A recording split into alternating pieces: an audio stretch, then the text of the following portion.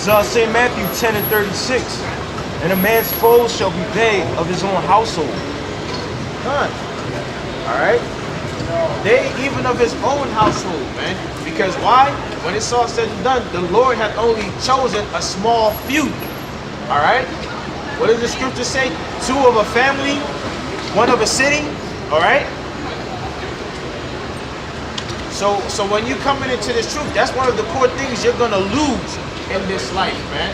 We're like the brother had read the scripture earlier in the book of Ecclesiastes, man, the 3rd chapter. We're in a time of losing right now. And that's one of the things we're gonna lose, the respect of our family. Alright? Whatever adulation you had in the world, you're gonna lose that. Okay? So we're in the time of losing. We're gonna be hated on this side. Verse 37. He that loveth father or mother more than me is not worthy of me. Right. He that loveth son or daughter more than me is not worthy of me. Right. And he that taketh not his cross and follow after me is not worthy of me. That's right. And everyone can be like, are you serious? Say, he that hath not even taken his cross. What is that talking about? His burdens, man. His burdens. All the hardness that he has to go through. Any man that will not endure for the sake of the Lord is not worthy of the Lord. Alright? So you gotta endure these things. You gotta endure the fact that you're gonna lose the respect of your family, lose the respect of anybody in the world that you associate with. Alright? You're gonna be in a very low state coming into this truth, man. Temptations are coming for you when you're in this truth. But if you endure that, for the Lord's name's sake, there is a great reward for you. Lord willing, you be of his elect, okay? And that's what we out here pushing. To you men of Israel, you sons. The word, when the scriptures talk about the children of Israel, the word there is bond, which means sons, okay? This is for you men. You so-called black men, you so-called Hispanic men, you so-called Native American men. This is for you, all right? Says, he that findeth his life shall lose it, and he that loveth his life for my sake shall find it. He that findeth his life shall lose it, and he that loseth his life for my sake shall find it. He that loseth his life for oh my God, we so terrible. Alright? Once again, we're living in a time where we are going to lose. We have no power here, alright? We are losers here, man. But we're losers for the Lord's name's sake. But those that find their lives, you know, those that get adulation from the world, they done found that in the world. Guess what? They're gonna lose their life. The Most High will judge that person, okay? And the ultimate judgment is getting ready to come upon 2/3 of our people, all right?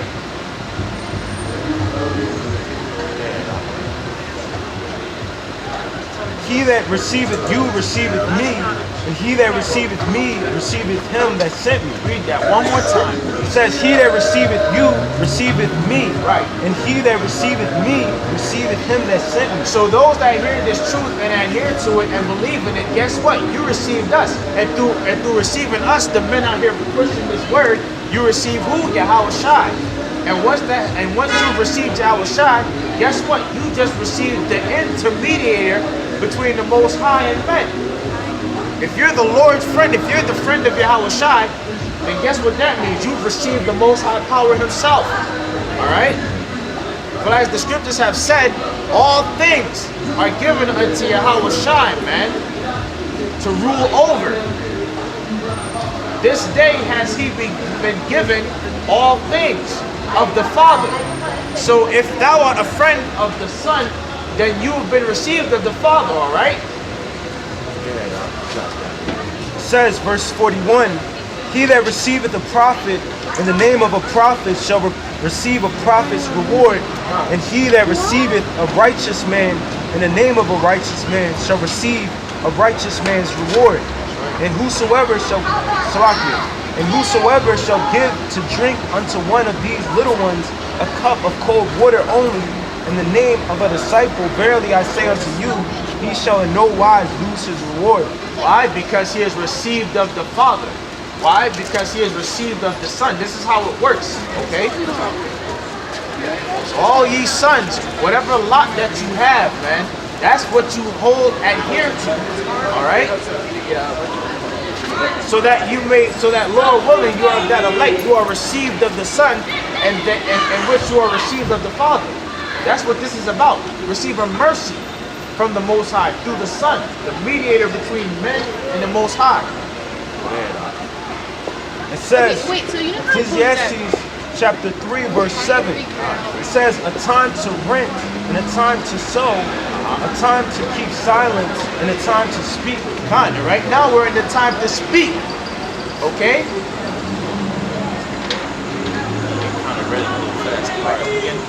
This is Ecclesiastes chapter 3, verse 7. Yep. It says, a time to rent and a time to sow. All right, a time to rent and a time to sow. Okay? Right now, we're in a time to rent. Again, we're living in a time of great lamentations. Okay? As a people, man, we suffer unspeakable crime, man, and no man regardeth it. All right? We're in the time now where we rent our garments, man, because of the sadness. All right? To rent means to tear. That's what it means. Okay? But guess what? Our broken hearts are being sewn back up. Why? Because we now have the knowledge, wisdom, and understanding of who we are as a people. See, that was taken from us before. Okay? Look at this, man. This is the wicked that's been done to us. And to this day, no man has received reparations. You understand what I'm saying? To this day, this devil has not paid for the wickedness that he's done to us. All right? And still doing to us. So we're out here in the time to rent. We rent our garments, man, from sadness, from anger. Okay? But soon we will be healed up when the Lord bring judgment upon this devil. Okay? This is a time to rent, lament, to mourn, okay? To lose. Continue that, bro. It says, a time to rent and a time to sow, a time to speak and a time to keep a time to keep silence and a time to speak. And basically, you know what I'm saying, there was a time when, you know, this truth wasn't prevalent and coming out, and we couldn't speak up boldly against our enemy Esau, the Edomites, the so-called white man, and bring out these crimes and iniquity and stuff. But now the Most High made it to where, you know, we have liberty at this time to basically come out here and declare the word of Yahweh Shem Yahushai and to mark our people with the word of Yahweh Shem Yahushai. Bring out these things and link the scriptures up with these events and stuff that happen. These things actually happen. You know what I mean? Our people, our babies were using alligator bait. Our people were maimed, they were lynched, they were burned, they were brought over here on cargo slave ships. They were castrated, they were mutilated, they were sold on auction blocks. They were maimed, they were humiliated. Now, I mean, we still being humiliated. Then you got the so-called Native Americans that said, did you forget what the white man did? The Most High did not, because the Most High don't forget. The Most High said,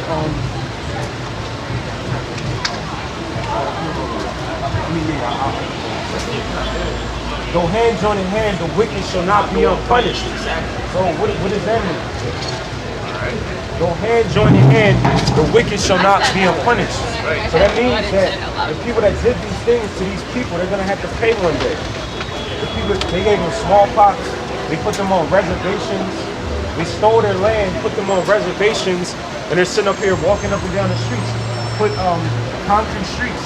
All this land, Conshohocken, Pennsylvania, all these places were Gadite land and stuff. Yeah, it was Gadite land, and they colonized it, put their pilgrims and all the people over here, stole their land, tried to act like they were these Christian, God-loving people, but they was wicked. You know what I'm saying? So the Most High, I mean, they're not gonna make it right. So the Most High is gonna make it right. let's read what the Most High is going to do to the so-called the people that did this to the Native Americans.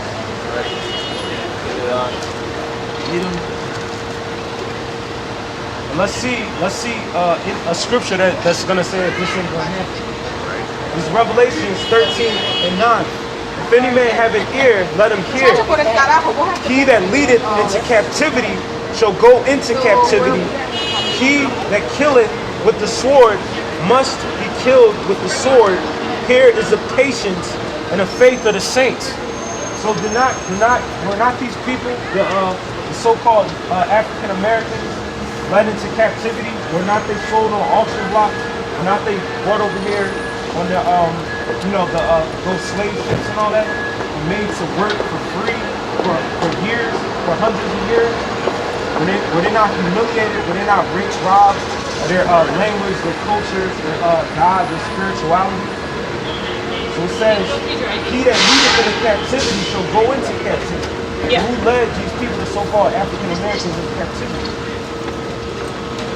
I mean, it's obvious. We taught this in school or whatever. You know what I'm saying? So it said, he that leadeth into captivity shall go into captivity. He that killeth with the sword must be killed with the sword. It says must be killed with the sword. So I mean, it has to happen. So who killed with the sword? Who killed these people with the sword? Who killed these people with the sword? Yeah, I was looking at the. Who killed hundreds of millions of indigenous people to the Western Hemisphere?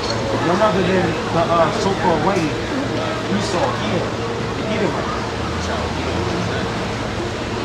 And it says, here's the patience and the faith of the saints, because we gotta have patience, and we gotta wait for the Lord's recompense.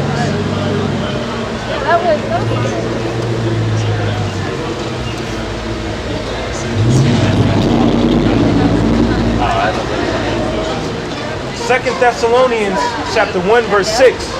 It says, seeing it is a righteous thing with the Most High to recompense tribulation to them that trouble you. So who troubled these people? And it says recompense. Recompense means to pay back. Yep. Pay back, exactly. And this devil is going to get paid back. All right? Scriptures say the cup which he hath filled to his double. So not only is this devil going to get paid back, he's going to get paid back double the wickedness that he did to us, all right? In 2 Thessalonians chapter 1 verse 7. And to you who are troubled, rest with us when the Lord Yahushua shall reveal from heaven with his mighty angels. And to you who is troubled, rest with us. Remember, this word is our rest, man.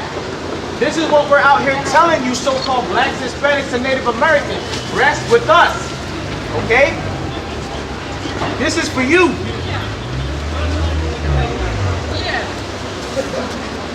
Because the Lord is getting ready to bring destruction on our enemies, man. Yeah. This is what's coming to our enemies, all right? And those who are down with our enemies, okay? So the Lord said, rest with us. All right, and this is our rest. This word is our rest, man. And soon we're getting ready to come into that physical rest, which is the kingdom being established upon this earth. All right, and through due diligence and patience. All right, that's exactly what we're striving for. So we're telling you, so-called black man, so-called Native American man, so-called Latino man, rest with us. All right. Because the Lord is getting ready to recompense a serious destruction to our enemies, man. Big time. Come out of the way of the wicked. Come out of the way of the heathen, man. Come back to who you really are. An Israelite of your respective tribe. Judah on down to Issachar. All right? Come and rest with us. Ready? Let's finish that scripture some more, bro.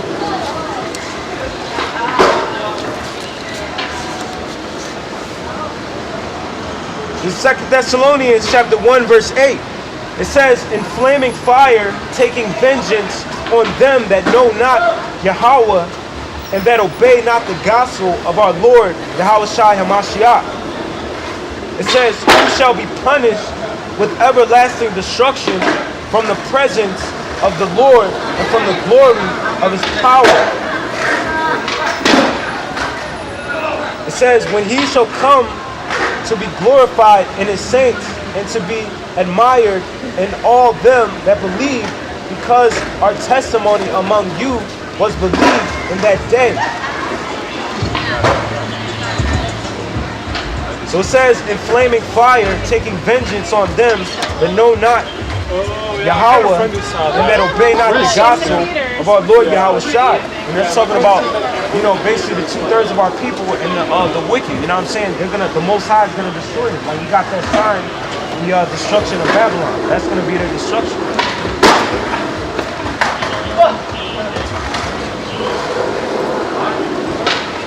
It says, this is Ecclesiastes chapter 3 verse 9. It said, what profiteth hath he that worketh in wherewith he laboreth?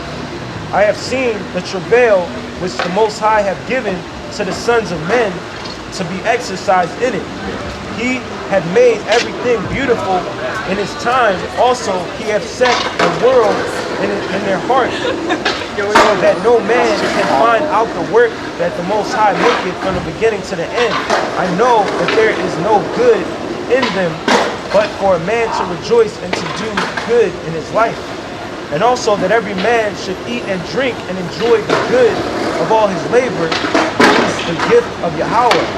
I know that whatsoever the Most High doeth, it shall be forever. Nothing can be put to it, nor anything taken from it. And the Most High doeth it, that men should fear before him. Alright, so basically nobody can add on. Basically the Most High does what he wants to do. It said that which had been is now, and that which is to be have already been, and the Most High require that which is past. So this is a scripture right here to basically say that like going back to what we was talking about earlier, the Most High require that which is past. So if somebody did wickedness, the Most High is going to require a recompense, a punishment. This is going on to verse 17. It said, I said in my heart, the Most High shall judge the righteous and the wicked. It says, for there is a time, it says, I said in my heart, the Most High shall judge the righteous and the wicked, for there is a time, I said in my heart, the Most High shall judge the righteous and the wicked, for there is a time there for every purpose and for every work. For every purpose and for every work, there is a time, all right? So the Lord set it up in its time for it to be fulfilled, okay? Like the scriptures say, the Lord hath created all things for himself, yea, even the wicked for the evil day, showing you that even wickedness has a place in the grand scheme of things, okay? To fulfill the Lord's will, wickedness, all right? But that wicked is going to receive a recompense. Why? Because the Lord opposes a righteous power. Though he deals on both sides, he will recompense wickedness, man. He shall judge the righteous and the wicked. Your head up. This is Ecclesiastes chapter 7, verse 2. It said, it is better to go to the house of mourning than to go to the house of feasting. Right. For that is the end of all men, and the living will lay into his heart.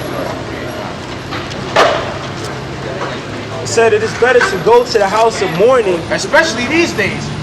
All right? It is better to go to the house of mourning. The scripture says through sadness the heart is made better. All right? It is better to go to the house of mourning. Read that.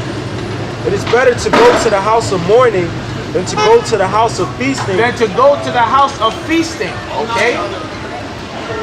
Right now as a people, man, we've been saying this over and over and over again. We're supposed to be angry. We're supposed to be mad.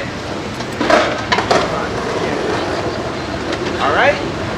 Everything that we see going on before us, man, we're supposed to that's supposed to fuck with us, man. To the point where it's like, yo, something's got to change. That's how you're supposed to be with it, man. Mourning.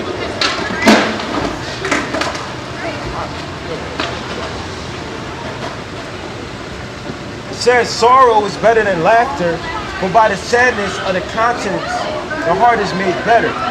Read that one more time, please. It says sorrow is better than laughter, for by the sadness of the countenance, the heart is made better. By the sadness of the countenance, the heart is made better. Okay? And that should be self-explanatory, man. That should be self-explanatory. The Lord is only dealing with the lowly, the humble, and the contrite, man. Because through being low, you're built up. By being broken down, you're built up in the good way, in the better way, to be better. All right? But that, again, is only extended to the Lord's elect. That's it. To whom the Lord delighteth, he chasteneth, okay? Ecclesiastes chapter 7, verse 4. Yep. It said, the heart of the wise is in the house of mourning, but the heart of fools is in the house of mirth. The heart of fools are in the house of mirth, man. Do it. Like we just got done reading the scriptures that... Yeah. Kind of. Okay, but that's indicative of the time that we're living in, bro. Always any question? Yeah. That's indicative of the time that we're living in, man. Again, we're supposed to be mourning when we see nonsense like that, man. That's supposed to fuck with your conscience. That's supposed to stir you up, man. There it goes. We have proof of that right in front of us. Can we read that again, bro? Okay? It said the heart of the wise is in the house of mourning, Right. but the heart of fools is in the house of mirth. The heart of fools is in the house of mirth, man. There's nothing we can look at and be happy about. But what's going on before us is madness, vanity. Alright? Especially when you look at the fact that as a people,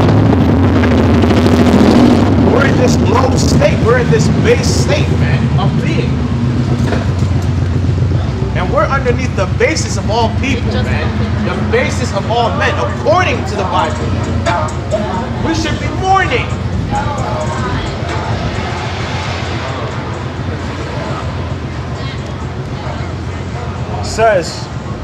It says, it is, verse 5, it says, it is better to hear the rebuke of the wise than for a man to hear the song of fools. It's better to hear the rebuke of the wise than for a man to hear the song of fools. I agree with that. Alright? And all we hear is songs of fools. Okay? All we ever hear anymore is the song of fools, man. So we gotta be that voice of reason. That's why we're out here on the highways and byways, man. to the end that we have gathered our brethren of the elect, man.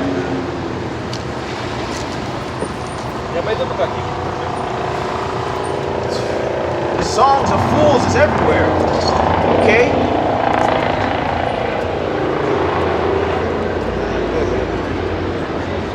It says, for as the crackling of thorns under a pot, so is the laughter of the fool. This also is vanity. This also is vanity, man. Because in truth, the fool should not be laughing. The fool should be crying. He should be getting chastised, man, for being a fool. The scriptures talk about a rod for the fool's back, or a whip for the fool's back, if I'm not mistaken. Okay? One that is foolish delighteth only in vanity. The way of a fool is to work iniquity to achieve vanity, man. That's the way of a fool. That's why the scriptures say, as the crackling of thorns are under a pot, so is the laughter of fools, man. The laughter of a fool, without overcomplicating things, is a very annoying thing to listen to. It's very annoying. Alright?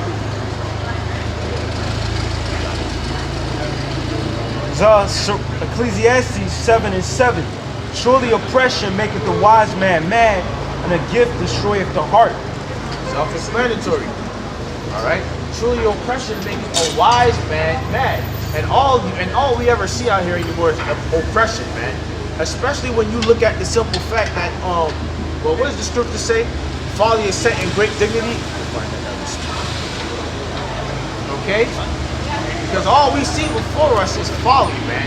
And people actually, and the thing that kills me, especially this brother, man, is when folly is being legitimized, man. Folly is being legitimized. Homosexuality is folly. That's being legitimized. Okay?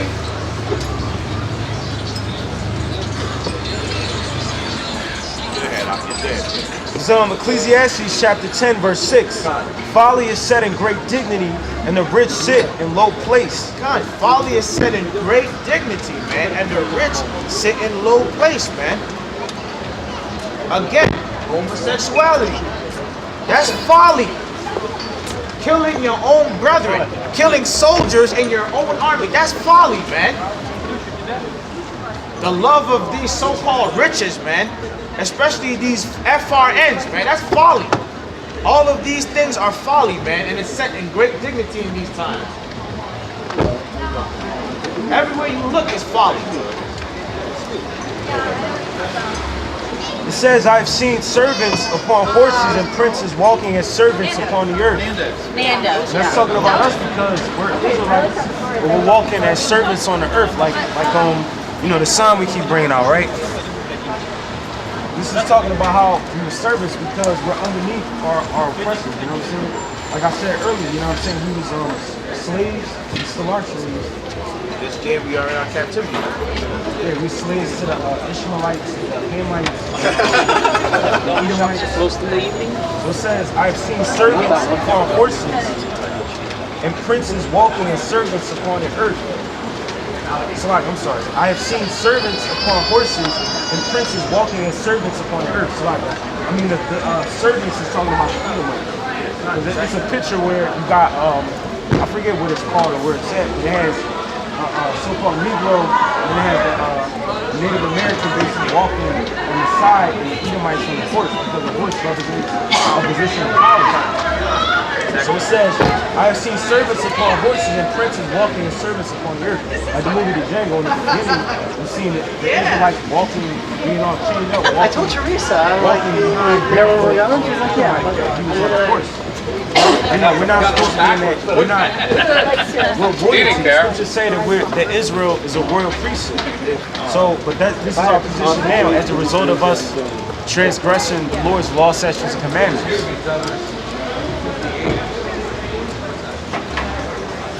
I figured if I stood there, somebody would see. Yeah, like the brother said. All right? We're really supposed to be a royal people, a royal priesthood. All right? The Lord created us to be a great people. The scriptures say them whose destiny was not to drink of the cup hath assuredly drunken. That's us. Okay?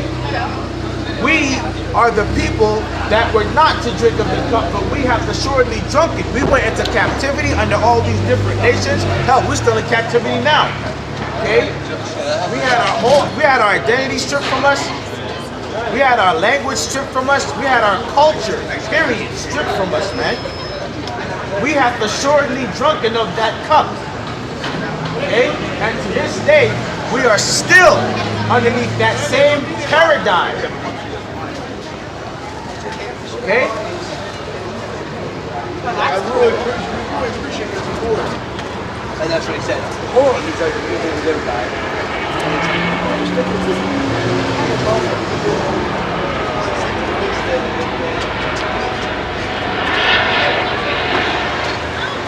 This is Ecclesiastes 12:1. It says, remember now thy Creator in the days of thy youth, while the evil days come not, nor the years draw nigh, when thou shalt say, I have no pleasure in them. So we're supposed to remember Yahweh Bashem Yahushai while we're young. It says, while the evil days come not, nor the years draw nigh, when thou shalt say, I have no pleasure in them. So basically, you know what I'm saying, in our youth, you know what I mean, like our people, right? Case in point, our people that are in the so-called black church, they'll wait, they'll live their lives, so to speak. They'll be in the world, and then when they get old, when they know they're about to die, and you know they can visualize, you know, their judgment or whatever. That's when they want to come back to the Most High and get all, you know, spiritual and religious and all that stuff like that. But you know, the scriptures say, remember now thy Creator in the days of thy youth. It said, while the evil days come not, nor the years draw nigh when thou shalt say, I have no pleasure in them. So when people not looking forward to the days of the RFID microchip, or the days of day of Jacob's trouble, and all these bad things are gonna happen to you. It said, while the sun or the light or the moon or the stars be not darkened, nor the clouds return after the rain. And the day when the keepers of the house shall tremble, and the strong men shall bow themselves, and the grinders cease because they are few, and those that look out of the windows be darkened, and the doors shall be shut in the streets when the sound of the grinders is low, and he shall rise up at the voice of the bird, and all the daughters of music shall be brought low. Alright, and that's basically what's getting ready to come to America, man. Alright, that's the judgments of America. The grinding mills shall cease, but there shall be few, meaning no jobs, okay? Thou shalt wake up to the sound of the birds, okay? The daughters of music being brought low, meaning as lively as this place is, it's getting ready to become to naught, man. It's getting ready to be brought down. This is the book of Jeremiah, chapter 51, starting at verse 7. Babylon hath been a golden cup in the Lord's hand, that made all the earth drunken. The nations have drunken of her wine, therefore the nations are mad. Alright? And you're seeing this. You're seeing this everywhere. The nations have drunken of the cup of Babylon, man. Which is her philosophies, okay?